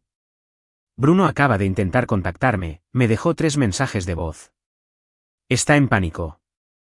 Quiere saber si hay una forma de arreglar esto antes de que empeore. No la hay, dije. El SAT no negocia con evasores de impuestos, especialmente no con los que cometieron fraude para ocultar un desfalco. ¿Le respondiste? No. No soy su investigador. Mi trabajo está hecho. Recopilé las pruebas y las presenté a las autoridades correspondientes. Lo que suceda a continuación depende de ellos. Perfecto, dije. Déjalo entrar en pánico. Que intente abrir todas las puertas y las encuentre todas cerradas. Esa noche, recibí un correo electrónico de una dirección que no reconocí. El asunto decía, por favor, tenemos que hablar. Casi lo elimino, pero algo me hizo abrirlo. Paco, sé que estás enojado. Tienes todo el derecho a estarlo, pero por favor, ¿podemos vernos? Solo tú y yo. Sin abogados, sin juegos. Necesito explicarte algunas cosas. Hay más en esta historia de lo que sabes, Bruno. Lo leí 3 veces. Luego se lo reenvié a Catalina y a Miguel con una nota, documentación de intento de contacto. Mantener política de cero comunicación. Miguel respondió en minutos, buen instinto. Está buscando cualquier manera de controlar la narrativa o obtener información sobre lo que sabes. No te involucres. No lo haría. Bruno se había pasado 2 años en mi casa interpretando al yerno preocupado mientras yo me pudría en prisión. Él había tomado sus decisiones. Ahora podía vivir con las consecuencias. El clima de abril subió de temperatura. Mi departamento no tenía un gran aire acondicionado, pero no me importó. Pasaba mis días caminando por la ciudad, volviendo a conocer la urbe que había dejado atrás, las cafeterías que habían abierto mientras yo no estaba, los restaurantes que habían cerrado, la forma en que el centro histórico había cambiado. También pasaba tiempo en el club de ajedrez de la Ciudad de México. Mi antigua membresía seguía activa, la habían mantenido como cortesía después de mi arresto. Algunos de los jugadores habituales me reconocieron. La mayoría eran educados, pero distantes. Un jugador mayor, un abogado jubilado llamado Arturo, se sentó frente a mí una tarde. Paco Barrientos, dijo. Seguí tu caso. Mucha gente pensaba que eras culpable. Mucha gente se equivocó, dije, acomodando las piezas. Eso estoy escuchando. Arturo movió su peón. Se dice que las cosas están mejorando para ti. Tu yerno está en algunos problemas ahora, ¿verdad? Eso he escuchado, dije, igualando su apertura. Problemas de impuestos, investigación criminal. Muy lamentable. Arturo sonrió levemente. ¿Sabes qué aprecio del ajedrez, Paco? Recompensa la paciencia. A la gente que puede ver todo el tablero, no solo el próximo movimiento. Por eso a mí también me gusta, dije. Jugamos en un cómodo silencio. Gané en 37 movimientos, una victoria lenta y metódica que aplastó su posición pieza por pieza hasta que su rey no tuvo a dónde ir. Arturo me estrechó la mano después. Bienvenido de vuelta, Paco. La ciudad necesita más jugadores como tú. El 30 de abril, Bernardo me envió un mensaje de texto. Velasco se reunió con la FGR y el SAT hoy, 3 horas. Les dio todo. Documentos, correos, textos, conversaciones grabadas. Bruno está acabado. Me senté en mi balcón esa noche a ver la puesta de sol sobre la ciudad. En algún lugar allá afuera, Bruno probablemente estaba haciendo lo mismo. Pero su atardecer se veía muy diferente al mío. Él estaba viendo arder todo lo que había robado. La casa que había intentado tomar se iría en 40 días. El dinero que le había escondido al SAT ahora era evidencia en su contra. La esposa que había creído en él estaba a punto de saber la verdad. Silvia Velasco testificaría. La evidencia probaría que Bruno falsificó mi firma, robó el dinero de mis clientes y me incriminó por sus delitos. Mi condena sería anulada. Su vida sería destruida. Y yo no habría violado una sola ley para lograrlo. Esa es la cosa sobre la venganza. Cuando la haces bien, no necesitas violencia, amenazas ni actos ilegales. Solo necesitas ser lo suficientemente paciente como para dejar que tu enemigo se destruya a sí mismo con las mismas herramientas que usó en tu contra. Bruno había usado la ley para incriminarme. Ahora yo estaba usando la ley para exponerlo. La justicia no siempre es bonita, pero es eficiente. Mayo trajo consigo tormentas y drama familiar. Las tormentas las podía manejar. El drama era más complicado. Clara apareció en mi departamento el 3 de mayo sin previo aviso. Abrí la puerta para encontrar a mi hija allí de pie, con el rostro rojo por haber llorado y las manos temblorosas. Papá, dijo, tenemos que hablar, por favor. Casi cierro la puerta. Casi le dije que había tomado su decisión hacía 2 años cuando le creyó a Bruno sobre mí. Pero se veía rota de una forma que me recordó a cómo se había visto después de que su madre muriera, perdida y desesperada por encontrar algo sólido a lo que aferrarse. Adelante, dije. Se sentó en mi sofá barato, en mi departamento apenas amueblado, y se miró las manos. Ayer hablé con Silvia Velasco. Me llamó. Me lo contó todo. Todo sobre Bruno, sobre el dinero, las deudas de juego, el fraude y cómo te incriminó. Clara levantó la vista, con los ojos hundidos. Dijo que lo ayudó a lavar el dinero. Dijo que lo planeó durante meses. Papá, él me usó. Nos usó a todos. Me senté en la silla frente a ella. No me acerqué. Sí. Le creí, dijo Clara, con la voz quebrada. Cuando te arrestaron, cuando testificó en tu contra, cuando dijo que habías estado actuando de manera extraña, le creí cada palabra. Pensé que mi padre se había convertido en un criminal y que mi marido intentaba protegernos. Elegiste a tu marido sobre tu padre, dije en voz baja. Eso no es necesariamente malo, Clara. Se supone que debes ser leal a tu cónyuge. Pero debiste haber hecho más preguntas. Lo sé, lo sé. Estaba llorando, sin molestarse en secarse las lágrimas. Era tan convincente.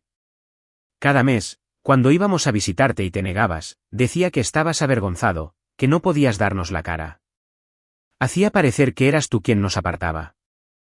Yo los estaba apartando, dije, pero no por las razones que él afirmaba. Me estaba dando tiempo para armar un caso en su contra. Clara me miró con algo parecido al miedo. Papá, ¿qué hiciste? Bruno está aterrorizado. Recibió una carta del SAT. Se ha pasado toda la semana llamando a abogados. El desalojo, la investigación. ¿Fuiste tú? Reporté sus delitos fiscales a las autoridades competentes, dije. Documenté su fraude mediante una investigación legal. Activé el fideicomiso que creé para Santi para proteger la herencia de mi nieto. Todo lo que he hecho ha sido legal, Clara. A diferencia de lo que Bruno me hizo a mí. Él dice que buscas venganza. Que te has vuelto frío. Busco justicia, corregí. Hay una diferencia. Bruno me incriminó por un crimen, le robó a gente inocente y destruyó mi reputación. Solo me estoy asegurando de que enfrente las consecuencias. Si eso te parece frío, considera que pasé 2 años en una celda pensando en ello. Clara se quedó en silencio un largo momento. Voy a pedir el divorcio. Bien. Necesito saber algo, papá. ¿La casa? La casa de Santi. ¿De verdad la va a recibir? Sí. Cuando cumpla 25 años, el fideicomiso le transferirá la propiedad total. Hasta entonces, será administrada profesionalmente para mantener su valor. Esa casa vale $8,500,000 pesos. Es su futuro. Y Bruno y yo. ¿Seremos desalojados el 10 de junio si no hemos desocupado para entonces? Clara, eres mi hija. Te ayudaré a encontrar un departamento, te ayudaré a instalarte. Pero no dejaré que Bruno se quede en esa casa un solo día más de lo que la ley permite. Ella asintió lentamente. Lo entiendo. No me gusta, pero lo entiendo. Se puso de pie. Papá, lo siento. Siento no haberte creído. Siento no haber estado ahí cuando me necesitabas. Sé que no puedes perdonarme en este momento. No puedo, estuve de acuerdo. Todavía no. Quizás no por mucho tiempo. Pero sigues siendo mi hija y Santi sigue siendo mi nieto. Averiguaremos cómo reconstruirnos después de que todo esto termine. Se fue sin decir una palabra más. Bernardo llamó una hora después. Paco, Bruno está moviendo sus fichas. Acaba de contratar a un abogado penalista. Uno caro, además. Víctor Delgado, un exfiscal. Es bueno. ¿Cómo está pagando Bruno un abogado caro? Pregunté. Buena pregunta. Mi suposición es que está aprovechando todo lo que le queda. Tal vez pidió prestado a su familia, o planea declararse en bancarrota y el abogado sabe que no le van a pagar. ¿Qué puede hacer Delgado por él? Honestamente, no mucho. El testimonio de Silvia combinado con la evidencia financiera es devastador. El mejor escenario para Bruno es un acuerdo de culpabilidad que reduzca su sentencia, pero se enfrenta a tiempo en prisión de cualquier manera. 2 días después, Bruno intentó llamarme. Yo había cambiado de número, pero él lo consiguió de alguna manera. Probablemente a través de Clara antes de que ella solicitara el divorcio. El teléfono sonó a las 7 de la mañana. Contesté. Paco, por favor, escúchame. Colgué. Volvió a llamar de inmediato. Esta vez, dejé que se fuera al buzón de voz. Paco, sé que me odias. Sé que lo que hice estuvo mal, pero por favor, tiene que haber una manera de arreglar esto. ¿La casa? Está bien, quédatela. Lo del SAT. Cooperaré con ellos. Pero no tienes que destruirme por completo. Piensa en Santi. Piensa en lo que esto le hará a él. Por favor. Devuélveme la llamada. Borré el mensaje y bloqueé el número. El abogado de Bruno, Víctor Delgado, intentó un enfoque más formal. Le envió una carta a Catalina solicitando una reunión para discutir opciones de resolución para todas las partes. Catalina me llamó para preguntarme cómo responder. Dile que no, dije. No hay nada que discutir. La investigación del SAT está fuera de mis manos. El desalojo es un asunto de las leyes de fideicomiso. No tengo ningún interés en ayudar a Bruno a evitar las consecuencias de sus acciones. Está desesperado, dijo Catalina. Las personas desesperadas hacen cosas impredecibles. Ya no puede lastimarme más, dije. ¿Qué va a hacer? ¿Incriminarme por otro delito mientras él mismo está bajo investigación federal? Está acorralado, Catalina. Déjalo entrar en pánico. La agencia de bienes raíces donde trabajaba Bruno hizo su movimiento el 15 de mayo. Lo despidieron. La razón oficial fue una violación a las políticas de ética de la empresa, pero todos sabían por qué. Tener a un empleado bajo investigación penal por fraude fiscal y desfalco era malo para el negocio. Bernardo lo confirmó a través de sus fuentes. Quiroga vació su escritorio ayer por la tarde. Aparentemente hubo una escena. Discutió con su supervisor, afirmó que lo estaban atacando injustamente y amenazó con demandar por despido injustificado. La seguridad lo escoltó hasta la salida. Sin su trabajo, Bruno no tenía ingresos. Sin ingresos, no podía pagar a Víctor Delgado ni a ningún otro abogado. El costoso abogado lo abandonaría pronto, dejándolo con un defensor de oficio que estaría abrumado y sería ineficaz. El mismo tipo de defensor de oficio que yo tuve en mi juicio. La simetría era casi poética. Clara me llamó el 21 de mayo. Papá, Bruno vino anoche a mi departamento. El que estaba rentando mientras esperaba a que se resolviera la situación de la casa. Estaba borracho y enojado. Te culpó de todo. De la investigación, del desalojo, de que yo lo dejara, de perder su trabajo. De todo. Dijo que habías planeado esto durante 2 años, que estabas obsesionado con destruirlo. ¿Santi está bien? Pregunté. Él no estaba ahí. Se quedó a dormir en casa de un amigo. Bruno se fue antes de que las cosas empeoraran. Pero papá, se está desmoronando. Me da miedo que pueda hacer alguna estupidez. ¿Llamaste a la policía? No, solo... Quería advertirte. Pensé en esto. Bruno, borracho y desesperado, culpándome por sus propios crímenes. Encajaba en el patrón. Nunca se había hecho responsable de nada en su vida. ¿Por qué iba a empezar ahora? Clara, si vuelve a contactarte, llama a la policía. Documenta todo. Consigue una orden de restricción si es necesario. Y no le digas nada sobre mí, ni dónde vivo, ni mi número de teléfono, nada. De acuerdo, papá. Ten cuidado. He tenido cuidado durante 2 años, dije. No me voy a detener ahora. Pero esa noche, a solas en mi departamento, pensé en lo que había dicho Catalina. Las personas desesperadas hacen cosas impredecibles. Bruno tenía todo que perder. Su casa, su trabajo, su familia, su libertad. Los hombres en esa posición a veces toman decisiones violentas. Llamé a Bernardo. Necesito que vigiles a Bruno Quiroga. Su ubicación, sus actividades, sus contactos. ¿Puedes hacerlo? Vigilancia. Paco, eso es caro.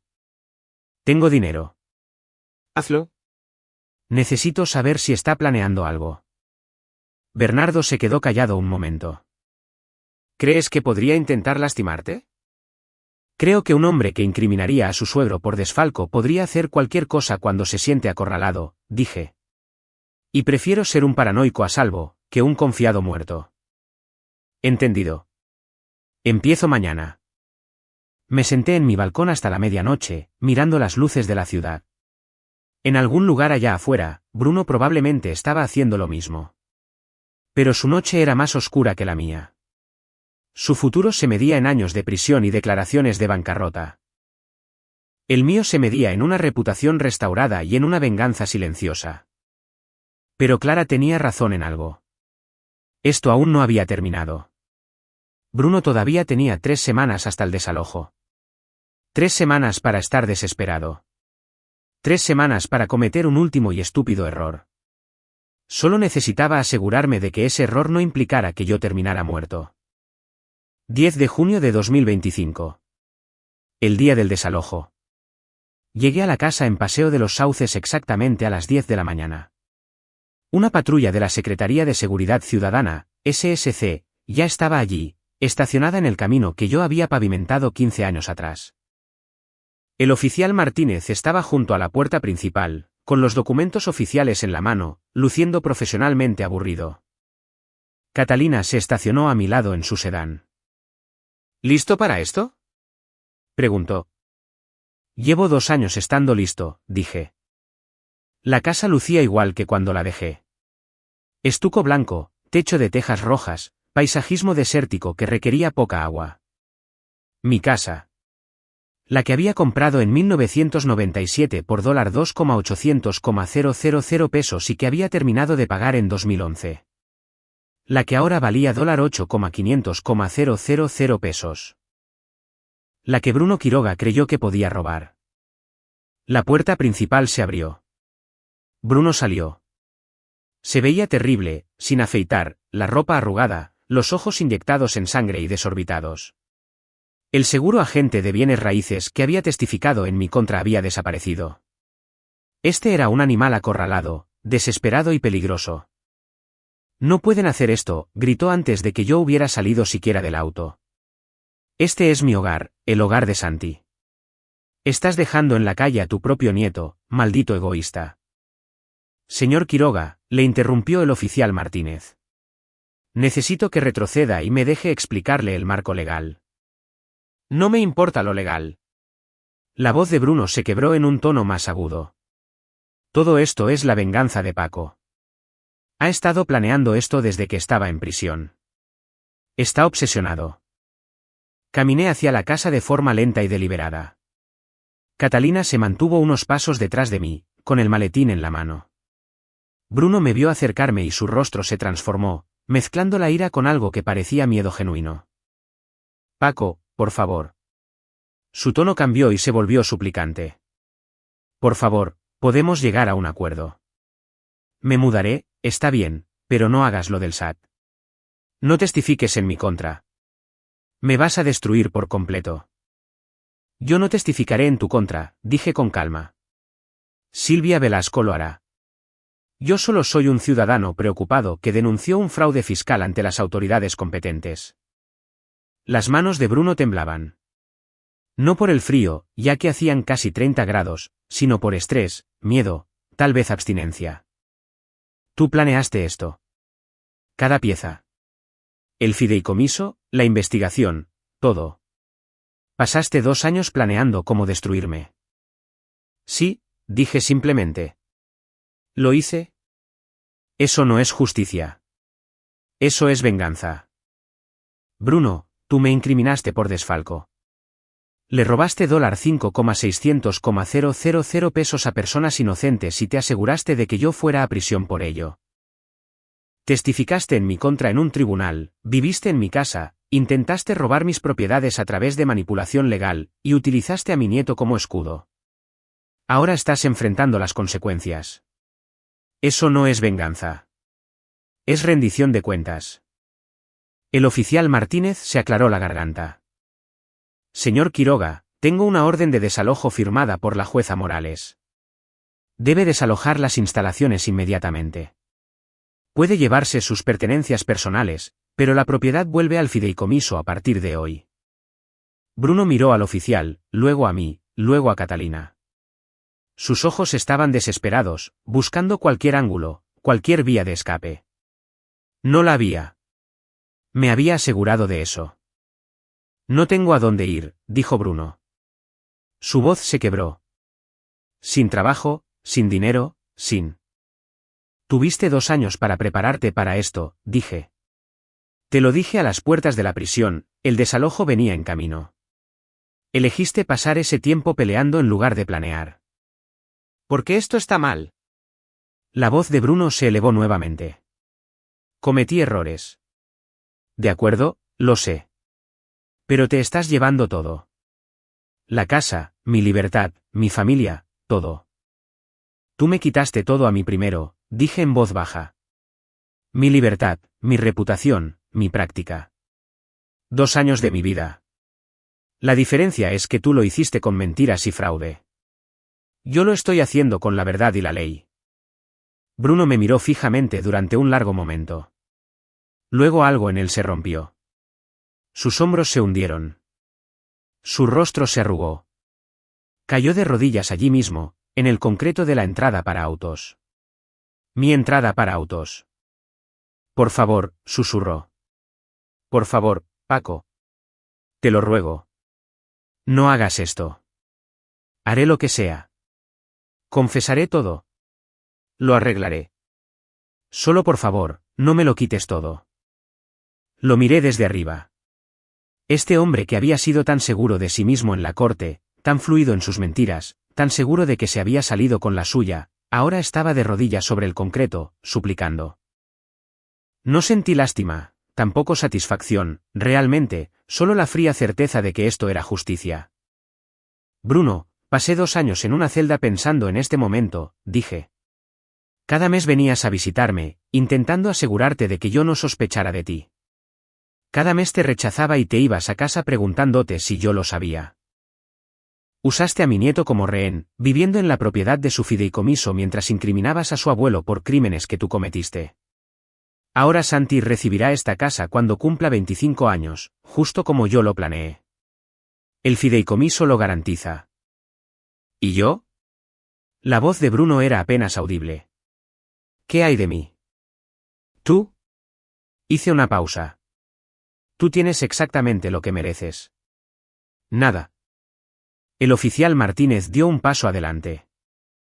Señor Quiroga, necesita levantarse y comenzar a reunir sus pertenencias. Tiene 2 horas para sacar sus artículos personales. Después de eso, se cambiarán las cerraduras. Bruno se puso de pie lentamente, con las piernas temblorosas. Me miró una vez más, y lo vi en el momento en que verdaderamente entendió que había perdido. Que todas sus intrigas, toda su manipulación, todos sus planes confiados lo habían traído hasta aquí, desalojado de la casa que había intentado robar, enfrentando la prisión por fraude fiscal, abandonado por su esposa, desempleado y en bancarrota. «Te odio», dijo en voz baja. «Lo sé», respondí. «Pero dejé de preocuparme por lo que piensas hace 23 meses». Entró en la casa. A través de la puerta abierta, pude verlo moverse de un lado a otro, agarrando ropa y artículos personales. El oficial Martínez lo siguió para supervisar. Catalina se paró junto a mí en la entrada. «¿Cómo se siente?», preguntó en voz baja. «Eficiente», dije. «Como cerrar un archivo de caso bien organizado». 40 minutos después, Bruno salió con 2 maletas y una caja de cartón. Eso era todo lo que se estaba llevando de la casa en la que había vivido durante 5 años. El oficial Martínez lo escoltó hasta un viejo Honda Civic estacionado en la calle, probablemente el auto de un amigo, ya que el BMW de Bruno había sido embargado 2 semanas atrás. Bruno subió sus pertenencias a la cajuela. No volvió a mirarme, simplemente se subió al asiento del copiloto y el auto se alejó. Observé cómo desaparecía al doblar la esquina. Luego me volví hacia Catalina. «Vamos a cambiar las cerraduras. Quiero inspeccionar la propiedad». Adentro, la casa era a la vez familiar y extraña. La misma distribución, la misma estructura, pero Bruno y Clara habían cambiado cosas. Muebles nuevos, diferentes colores de pintura, fotos de Santi en las paredes, mi nieto creciendo en mi casa mientras yo estaba en prisión.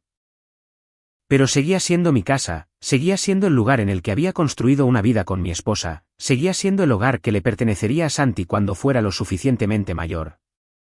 Caminé por las habitaciones lentamente, catalogando lo que necesitaba ser arreglado, lo que necesitaba ser reemplazado. Catalina me seguía, tomando notas para el administrador de la propiedad del fideicomiso. En el dormitorio principal, encontré algo que me hizo detener. Un tablero de ajedrez sobre la cómoda, viejas piezas de madera talladas a mano. ¿Mío? El que había dejado atrás cuando fui arrestado. Bruno lo había conservado, tal vez había jugado en él, tal vez pensó que ya era suyo. Tomé el rey blanco y lo sostuve un momento.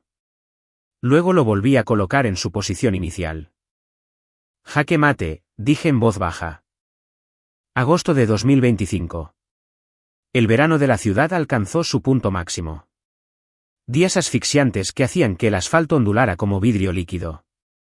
La audiencia de declaración de culpabilidad de Bruno estaba programada para el 14 de agosto. Asistí. No porque tuviera que hacerlo, sino porque quería ver cómo terminaba todo. La sala del Tribunal Federal estaba fría debido a un agresivo aire acondicionado. Bruno estaba sentado en la mesa del acusado con un uniforme naranja, luciendo 20 años mayor que la última vez que lo vi. Su defensor de oficio, pues el costoso Víctor Delgado lo había abandonado en cuestión de 2 semanas, barajaba papeles con nerviosismo. Silvia Velasco testificó primero. Había aceptado su trato de inmunidad y lo había aprovechado, entregando correos electrónicos, mensajes de texto y conversaciones grabadas. Explicó cómo Bruno se había acercado a ella con un plan para pedir prestado dinero a los clientes de su suegro, cómo ella había ayudado a establecer la empresa fantasma, y cómo se habían dividido el dinero y cubierto sus huellas. No sabía que iba a incriminar específicamente al señor Barrientos, dijo, sin mirar a nadie a los ojos. Creí que solo tomaría el dinero. Pero luego la FGR arrestó a Francisco, Bruno testificó en su contra, y me di cuenta de lo que había hecho. Me dio miedo decir algo. Lo suficientemente asustada como para tomar $790,000 y guardar silencio durante 2 años. Pero el jurado no necesitaba escuchar mi opinión al respecto. El fiscal expuso los cargos, evasión fiscal por un total de $4,340,000 en ingresos no declarados, conspiración para cometer fraude, robo de identidad por falsificar mis firmas, fraude electrónico por las transferencias, y obstrucción de la justicia por su falso testimonio en mi juicio. El abogado de Bruno intentó abogar por clemencia. Su señoría, mi cliente lo ha perdido todo. Su trabajo, su matrimonio, su hogar, su reputación. Ya está sufriendo las consecuencias. El tiempo en prisión parece excesivo cuando El juez Reyes, el mismo juez que había supervisado mi apelación, lo interrumpió. Abogado, su cliente no solo cometió fraude fiscal. Incriminó a un hombre inocente y permitió que pasara 2 años en una prisión federal. Eso no es solo un crimen financiero. Es una atrocidad moral. La sentencia reflejará ambas cosas. Le preguntaron a Bruno si quería hacer una declaración. Se puso de pie lentamente. Lo siento, dijo, con la voz plana y muerta. Tomé decisiones terribles. Lastimé a las personas que debía haber protegido. Merezco el castigo. Solo quiero decir. Miró hacia donde yo estaba sentado en la galería. Paco, lo siento por todo. No respondí. No me moví. Solo observé. El juez Reyes lo condenó a 4 años de prisión federal, a $5,980,000 en multas y restitución, y a 5 años de libertad condicional supervisada después de su liberación. El rostro de Bruno se quedó completamente en blanco. No lloró, ni enfureció, ni suplicó. Simplemente se quedó ahí, vacío, mientras el alguacil se lo llevaba. Afuera del juzgado, Catalina me encontró en los escalones. Su audiencia de exoneración está programada para la próxima semana. La jueza Morales anulará formalmente su condena y ordenará la reparación del daño al Estado. ¿Cuánto? La ley de reparación del daño estipula $200,000 por cada año de encarcelamiento injusto. Cumpliste 2 años. Esos son $2,400,000. La ironía no me pasó desapercibida. Bruno debía $5,980,000. Yo había recibido $2,400,000. El universo no era justo, pero a veces era matemáticamente interesante. Mi audiencia de exoneración duró 15 minutos. La jueza Morales revisó la evidencia, el testimonio de Silvia, la investigación financiera de Bernardo y la prueba de que Bruno había falsificado los documentos y cometido perjurio. Anuló formalmente mi condena, ordenó al Estado el pago de la indemnización y se disculpó en nombre del sistema judicial. Señor Barrientos, lo que le hicieron fue una grave injusticia, dijo. Espero que esto le proporcione cierta medida de cierre. El cierre llegó más tarde en momentos más pequeños. Clara visitó mi departamento a finales de agosto. Nos reunimos en una cafetería, terreno neutral. Se veía más saludable que la última vez que la había visto. Con la mirada clara, más tranquila. Estoy en terapia, dijo sin preámbulos, lidiando con lo de Bruno, la traición, las mentiras, como ignoré las señales de advertencia. Mi terapeuta dice que ahora tengo problemas de confianza, río débilmente. Lo cual es justo. ¿Cómo está Santi? Pregunté. Confundido. Realmente no entiende por qué papá se fue o por qué nos mudamos de la casa del abuelo. Estoy tratando de explicárselo de maneras en que un niño de 8 años pueda procesarlo. Hizo una pausa. Papá, sé que no merezco perdón. Sé que elegí mal, pero quiero que sepas que estoy trabajando en ser mejor para Santi y para mí. Sé que lo estás haciendo, dijo. Y Clara, llegaremos allí. Tomará tiempo, pero llegaremos. Sigues siendo mi hija. Ella lloró. No fue un llanto dramático, solo lágrimas silenciosas de alivio. No nos abrazamos ni tuvimos algún momento de película, solo nos quedamos allí sentados bebiendo café mientras ella procesaba. Pero era un comienzo. Septiembre trajo un clima más fresco y nuevas rutinas. Me mudé de vuelta a la casa de Paseo de los Sauces. El fideicomiso me pagaba una modesta tarifa de administración de la propiedad para mantenerla hasta que Santi cumpliera 25 años. Pasé semanas arreglando las cosas que Bruno había descuidado, repintando habitaciones, restaurando lo que él había dañado. En la sala de estar, instalé mi antiguo banco de trabajo para la restauración de relojes, el pasatiempo que había abandonado debido al estrés de llevar mi despacho. Compraba relojes antiguos descompuestos en ventas de garaje y pasaba tardes tranquilas devolviéndoles la vida. Había algo satisfactorio en tomar cosas rotas y hacer que funcionaran de nuevo. Santi me visitaba los sábados. Clara lo dejaba por la mañana y pasábamos el día juntos. Le enseñé a jugar al ajedrez con mi viejo juego tallado a mano. Era inteligente, hacía buenas preguntas, pensaba 3 movimientos por adelantado, incluso a sus 8 años. Abuelo, ¿por qué el caballo se mueve raro? Preguntó durante nuestra tercera lección. Porque a veces el mejor camino no es recto, dije. A veces tienes que pensar de forma diferente para ganar. Él consideró esto y luego movió su caballo a una posición para hacerle un doblete a mi rey y a mi torre. Sonreí. Exactamente así. No reabrí la consultoría fiscal Barrientos. Esa vida había terminado. En su lugar, me convertí en consultor para la Fiscalía General de la República, especializándome en investigaciones de fraude financiero, ayudando a los fiscales a entender esquemas fiscales complejos, operaciones de lavado de dinero y patrones de desfalco. Resultó que estudiar Derecho durante 2 años en prisión me había vuelto valioso. Ahora sabía cómo pensaban los criminales. Conocía sus patrones, sus errores, sus debilidades, y era muy bueno ayudando a las autoridades a atraparlos. Un sábado por la tarde, a mediados de septiembre, me senté en mi patio trasero, viendo la puesta de sol pintar el cielo de colores naranja y morado. Santi se acababa de ir después de haberme ganado en ajedrez por primera vez. Una victoria limpia que yo no le había regalado, se la había ganado. Mi teléfono zumbó. Era un mensaje de texto del oficial Torres, el guardia del penal que me había ayudado a empezar todo esto. Vi la sentencia de Quiroga en las noticias. Felicidades, señor Barrientos. Se hizo justicia. Le respondí. Gracias. Visita la ciudad algún día. Te invito a almorzar. Dejé el teléfono y pensé en los últimos 2 años. La planificación, la paciencia, la destrucción metódica de la vida de Bruno Quiroga. Algunos podrían llamarlo venganza. Un terapeuta probablemente diría que estaba obsesionado. Pero yo sabía lo que realmente era, consecuencias. Bruno había elegido incriminar a un hombre inocente. Yo había elegido asegurarme de que pagara por esa decisión. Todo lo que había hecho había sido legal, documentado y justificado.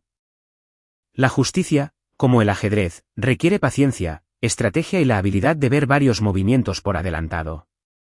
Yo había jugado este juego durante 2 años, y había entregado el jaque mate. Si te gustó esta historia, por favor dale like a este vídeo, suscríbete al canal y comparte tus impresiones sobre esta historia en los comentarios. Para escuchar la siguiente historia, haz clic en el cuadro de la izquierda. Gracias por ver.